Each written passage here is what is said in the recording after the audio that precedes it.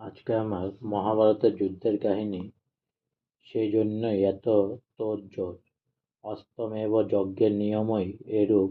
যুধিষ্ঠিরের যজ্ঞাস্ত্র প্রথম আটক করে মাহিষ্মতি রাজ্যের রাজা নীলধ্বজের পুত্র প্রবীর। অর্জুনের হাতে প্রবীরের মৃত্যু হয়। রাজা নীলধ্বজ অর্জুনকে যজ্ঞাস্ত্র ফিরিয়ে দিয়ে তার কাছে ক্ষমা চেয়ে নেন।